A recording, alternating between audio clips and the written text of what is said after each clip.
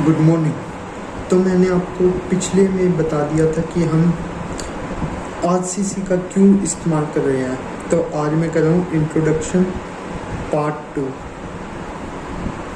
Introduction part 2 इसमें आज मैं बता रहा हूँ सबसे पहले कि हम आरसीसी में स्टील का ही यूज़ क्यों करते हैं। नहीं तो हमारे पास और भी मटेरियल है जैसे एल्युमिनियम, कॉपर, इनका इस्तेमाल क्यों नहीं करते, हम स्टील का ही इस्तेमाल क्यों करते हैं। तो एक क्वेश्चन आता है, why do we use steel in RCC. ये क्वेश्चन बहुत इंपॉर्टेंट है आपके कॉलेज के एग्ज़ाम के लिए भी और वैसे भी। तो एक होता है अल्फ़ा। अल्फ़ा क्या होता है? Thermal expansion coefficient. Thermal expansion coefficient.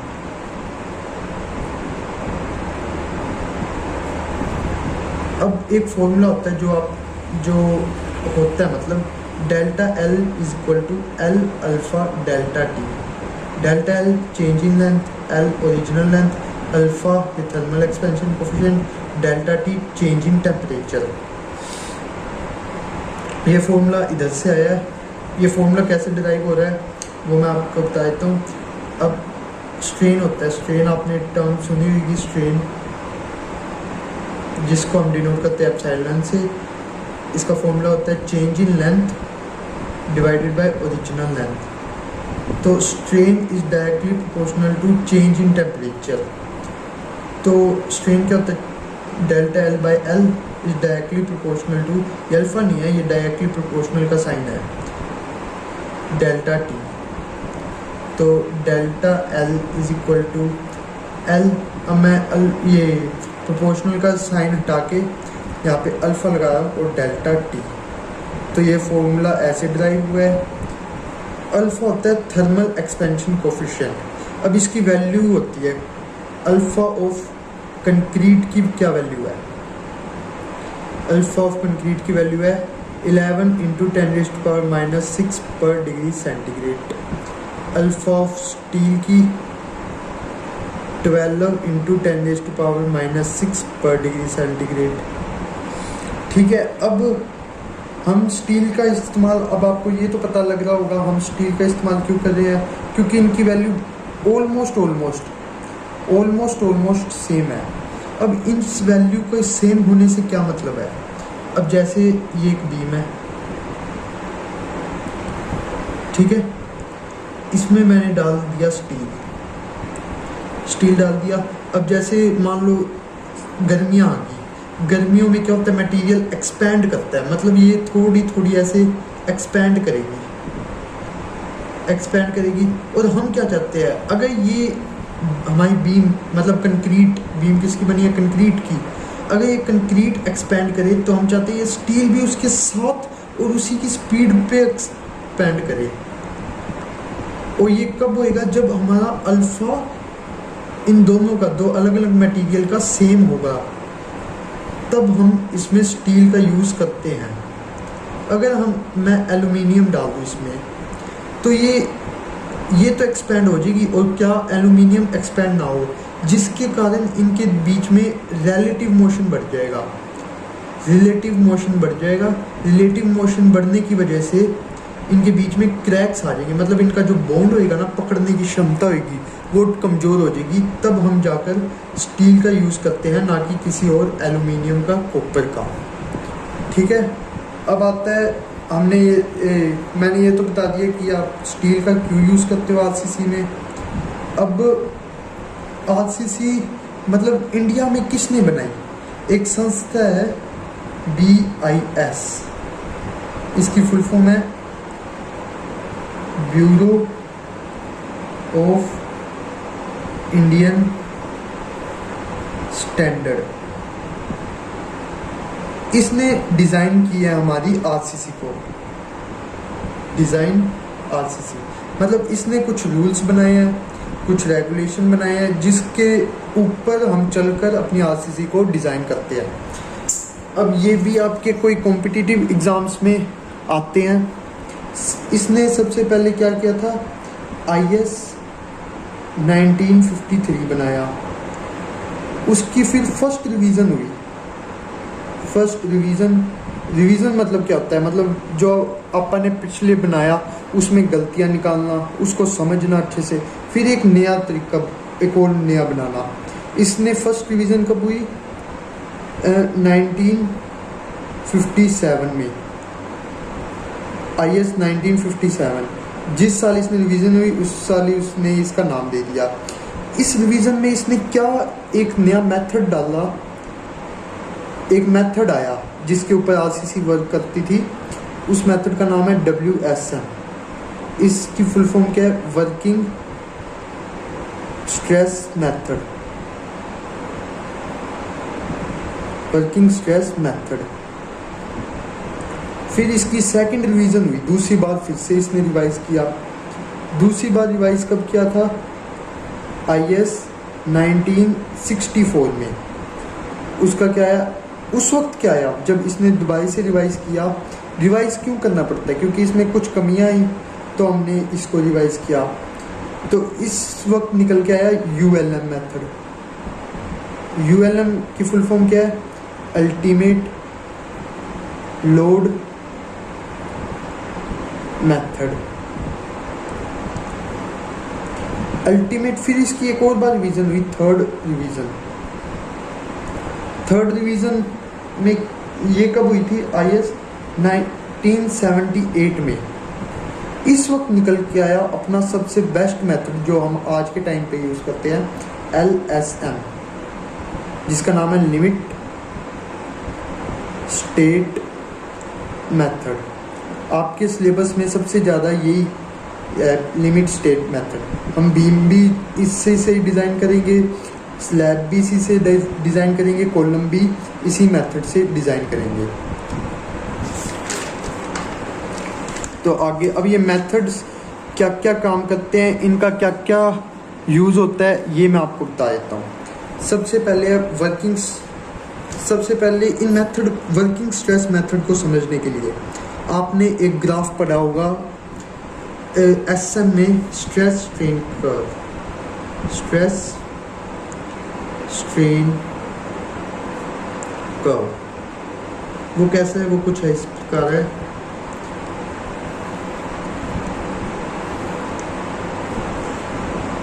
यहाँ पे स्ट्रेस को हम किससे डिनोट करते हैं, सिग्मा से। यहाँ पे स्ट्रेन को किससे डिनोट करते हैं, एप्सिलॉन से। ये ऐसे फिर ऐसे, ठीक है। ये है स्ट्रेस स्ट्रेन कर्व। ये होती है, यहाँ तक की वैल्यू होती है लिमिट ऑफ प्रोपोर्शनैलिटी, या हम इसको कहते हैं इलास्टिक लिमिट या प्रोपोर्शनैलिटी लिमिट, या इसको ये भी कह सकते हैं लिमिट ऑफ प्रोपोर्शनैलिटी, नैलिटी। ये स्ट्रेस स्ट्रेन कर्व है। अब सबसे पहला मेथड क्या था, WSM, वर्किंग स्ट्रेस मेथड, जो हमें ब्यूरो ऑफ इंडियन स्टैंडर्ड ने दिया मेथड। ये मेथड कहता क्या है, सबसे पहले इसकी एक डेफिनेशन होती है।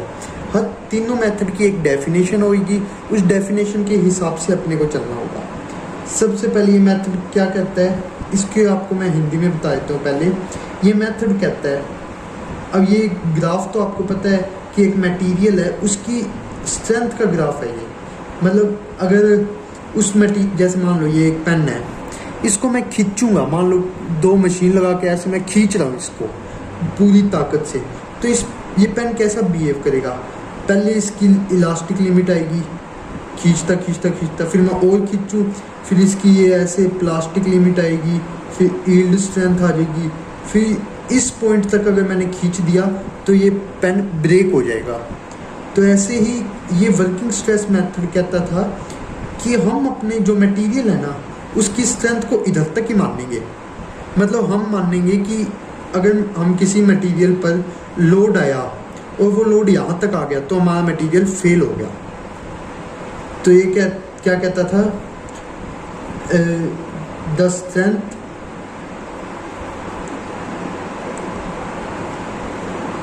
Of material lies in elastic limit. मतलब किसी भी मटेरियल की स्ट्रेंथ वो उसके इलास्टिक लिमिट तक ही मतलब है, ठीक है। ये मेथड इससे आगे ग्राफ को मानता ही नहीं था, ये इधर तक ही मानता था। अब जैसे मैं आपको एक एग्जांपल करा दूं, एग्जांपल इस मेथड के बेस पे एग्जांपल, एक सेक्शन है मान लो, यहाँ से फिक्स है, ठीक है। इस पे लोड आया, लोड को पी से डिनोट करते हैं, 4000 न्यूटन का मान लो। अब इसने क्या मानना है, इसकी एक्चुअल स्ट्रेंथ कितनी है, इसकी एक्चुअल स्ट्रेस है, एक्चुअल स्ट्रेस झेल कितना सकता है ये, 100 किलो 100 न्यूटन पर मीटर mm स्क्वायर, ये इतना स्ट्रेस झेल सकता है। पर ये वर्किंग स्ट्रेस मेथड के हिसाब से हम कर रहे हैं, तो ये कह रहे हैं कि नहीं ये इधर तक ही झेल सकता है, इधर तक मान लो 20 है, मानने का कह रहा हूँ मैं, इसकी वैल्यू कुछ भी हो सकती है, पर मैं मान लो इधर तक 20 है। ये कह रहा है कि ये 20 ही इस झेल सकता है, तो ये मैंने लिया। अब मैंने सेक्शन को डिज़ाइन करना है। एरिया क्या होता है, सबसे पहले स्ट्रेस क्या होता है, स्ट्रेस सिग्मा, इसको स्ट्रेस कहते हैं। Sigma is equal to load मैं पी से दिखा दूँ अपॉन एरिया। तो एरिया क्या आ गया, एरिया इधर चला गया, ये नीचे आ गया, लोड अपॉन स्ट्रेस। तो लोड कितना है 4000 और एरिया कितना है, एरिया तो निकाल वो सॉरी स्ट्रेस कितना है इसका एक्चुअल है ये, मतलब ये असलियत में, पर वर्किंग स्ट्रेस मेथड के हिसाब से हम कर रहे हैं तो हम इसका 20 लेंगे। 20 0 से 0 2, ये 2 से 200 पर कट हो जाएगा। तो एरिया कितना हो गया 200 mm स्क्वायर। अब इस एरिया हमारे पास इतना आ गया। अब इस मेथड का कंक्लूजन क्या है,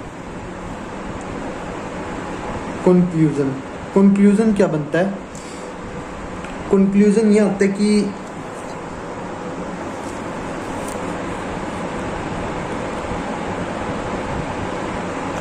कंक्लूजन ये आता है इस मेथड का कि इसकी एरिया, एक तो जो एरिया है वो ज़्यादा है, एरिया ज़्यादा है तो मटेरियल की कंजप्शन क्या होगी, मटेरियल कंजप्शन वो भी ज़्यादा होगी। ऑब्वियसली बात है, एरिया वो बड़े में बन रहा है तो मटेरियल की कंजप्शन भी ज़्यादा होगी और ये कॉस्टली होएगा, मतलब मटेरियल ज़्यादा है तो कॉस्ट अपने आप ही ज़्यादा हो जाएगी, कॉस्टली स्ट्रक्चरल है। और अब एरिया ज़्यादा है तो लार्ज स्ट्रक्चर है, लार्ज स्ट्रक्चर। तो ये मेथड अब फेल क्यों हुआ, अब इस मेथड की फेल होने का कारण क्या था, इस फेल होने का कारण यही था कि इसकी मटेरियल की कंजम्पशन बहुत ज़्यादा होती थी, मतलब इसकी कॉस्ट बहुत ज़्यादा ही चली जाती थी हाई। ये अभी भी यूज़ किया जाता है, पर किस में यूज़ किया जाता है, डैम बनाने में, रिजर्वोयर बनाने में, रिटेनिंग वॉल्स बनाने में, इन चीज़ों को बनाने में इस मेथड का अभी भी यूज़ किया जाता है, वर्किंग स्ट्रेस मेथड। अब ये फेल हुआ, क्यों फेल हुआ आपको बता दिया कि मटेरियल की कंजम्पशन ज़्यादा थी। अब अगला मेथड आया अल्टीमेट लोड मेथड। तो अगला दूसरा मेथड आया अल्टीमेट लोड मेथड, जिसको हम शॉर्ट फॉर्म में ULM भी कहते हैं। अब ये क्या कहता था, ये कहता था कि जितनी स्ट्रेंथ है उसकी मटेरियल की, उसकी जो कमियां थी ना, इसने कहा कि जितनी स्ट्रेंथ है मटेरियल की हम उतना ही स्ट्रेंथ लेंगे। मतलब इसने कहा, एग्जांपल से समझ आएगा, एग्जांपल वही पिछले वाला एग्जांपल लूँगा सेम। ये एक सेक्शन है, फिक्स है नीचे से, इस पर लोड लग रहा है 4000 न्यूटन का। इसकी क्षमता कितनी है? इसकी क्षमता है 100 न्यूटन पर mm स्क्वायर की। मतलब इस स्ट्रेस झेलने की क्षमता इतनी है। और ये मान कितनी रहा है? जो अल्टीमेट लोड मेथड है ये मान इतनी ही रहा है, 100 न्यूटन पर mm स्क्वायर। इतनी ही मान है। ये कह रहा है कि जितनी क्षमता है ना उसके झेलने की स्ट्रेस को, उतना ही हम लेंगे। तो अब इसमें एरिया क्या आएगा? इसमें भी वही करेंगे, stress is equal to load upon area. Area को इस तरफ भेजो तो लोड अपॉन स्ट्रेस। तो एरिया क्या आ गया? लोड कितना? 4000, स्ट्रेस कितना? 100, 20 से 20, 40 mm स्क्वायर। 40 mm स्क्वायर का एरिया आ गया। अब इसका मतलब क्या है कि एरिया हमारे पास, अब इसका कंक्लूजन लिखो पहले। अच्छी बातें, जो उसकी खराब बातें थी वो इसकी अच्छी बातें होंगी। इसकी अच्छी बातें क्या होंगी फिर? कॉस्ट इसकी कम है, मटेरियल कंजप्शन कम है, क्योंकि एरिया कम लग रहा है उसके हिसाब, उसके कंपेयर में बता रहा हूँ मैं। मटेरियल कंजप्शन कम है और क्या क्या हो रहा है? कॉस्ट कम हो रही है, मटेरियल कंजप्शन कम हो रहा है। और भी आप और कुछ भी लिख सकते हो कि ये स्पेस कम घेर रहा है, एरिया कम हो रहा है। अब इसकी ये तो होगी अच्छी बातें, पर ये अच्छी बातें तब तक हैं जब तक इसकी बुरी नहीं आ रही। बुरी आ गई हैं क्या? कि ये पतले सेक्शन प्राप्त हो रहे हैं। मतलब इस मेथड से अगर हम डिज़ाइन कर रहे हैं तो हमारे पास सेक्शन जमा पतले पतले, मतलब मान लो कि ये एक, अब मैं आपसे पूछ रहा हूँ कि ये एक बीम है, एक ये बीम है, ठीक है, और एक बीम है ये। आपके हिसाब से कौन सी बीम जल्दी गिरेगी? मतलब इस पे लोड आया और इस पे लोड आया। इस पे लोड आया तो ये ऐसे जल्दी से बक्कल होकर टूट जाएगी। इस पे लोड आया तो ये एज कंपेयर टू दिस बहुत ज़्यादा लोड पे ये गिरेगी, बहुत ज़्यादा लोड्स पे। तो ऐसे ही इस पे क्या हो रहा है? सिलेंडर का मतलब पतला ही होता है, सिलेंडर सेक्शन ऑब्टेन, मतलब पतले सेक्शन प्राप्त हो रहे हैं। ऐसे सेक्शन जो स्टेबिलिटी, इसमें अब क्या आ रही है? स्टेबिलिटी बहुत कम हो रही है। उसमें स्टेबिलिटी बहुत ज़्यादा थी, इसमें स्टेबिलिटी कम है। अब ये सेक्शन भी हमारा फेल हुआ। क्यों फेल हो गया आपको पता लग गया? सबको सेफ्टी चाहिए, सेफ्टी भी इसमें बहुत कम है, सेफ्टी भी कम है। तो इस मेथड को यूज़ ही नहीं किया जाता। उस मेथड को रिटेनिंग वॉल, ऐसे ही डैम बनाने में यूज़ तो किया जाता है, पर इस मेथड को बैन ही कर दिया। मतलब इस मेथड का कोई इस्तेमाल नहीं होता। अब लास्ट मेथड है limit state method. Limit state method जो हम आज के समय पर यूज़ करते हैं, LSM, जिस LSM कहते हैं। अब इसने क्या देखा? इसने देखा कि उसमें ले रहे हैं जमाई, मतलब स्ट्रेंथ ले रहे हैं, स्ट्रक्चर की जमाई कम, इसमें ले रहे हैं पूरी ज़्यादा। इसने बीच का रास्ता अपनाया। जैसे ये एग्जांपल ले रहा हूँ मैं, ये एक सेक्शन है, नीचे से फिक्स है, ऊपर लोड लगा 4000 न्यूटन का, और इसकी झेलने की क्षमता कितनी है? 100 न्यूटन पर mm स्क्वायर की। पर ये क्या कह रहा है, इसमें कमी क्या थी, उसने सारा ही ले लिया, उसमें कमी क्या थी, उसने 20 लिया था। तो ये बीच का रास्ता अपनाएगा, ये मानेगा 50 लेगा, ये ना ही पूरा ज़्यादा ना ही पूरा कम, 50 न्यूटन पर mm²। फिर इधर एरिया क्या आएगा, वही load upon stress, load 4000, stress 50, 0 से 0 80, इसका या 80 mm²। इससे बहुत ज़्यादा, इससे मतलब ना ही बहुत ज़्यादा है और उससे ना ही बहुत कम है, मतलब ये बीच का ये एकदम अपने पास सही आ गया। अब इसका कंक्लूजन में क्या है, सेफ्टी भी है हमारे पास, ज़्यादा कॉस्टली भी नहीं है, मटेरियल की कंजप्शन भी ज़्यादा नहीं हो रही, कंजप्शन भी कम है, स्टेबिलिटी भी है, उसके कंपेयर में बता रहा हूँ, स्टेबिलिटी भी है, और कॉस्ट उसके कंपेयर में, WSM के कंपेयर में। तो ये तीनों मेथड हो गए, और जो अब आप सबसे ज़्यादा आपके सिलेबस में यही मेथड आएगा, उसके बाद WSM, ये तो जमा ही नहीं आएगा। तो आज की वीडियो के लिए बस इतना ही।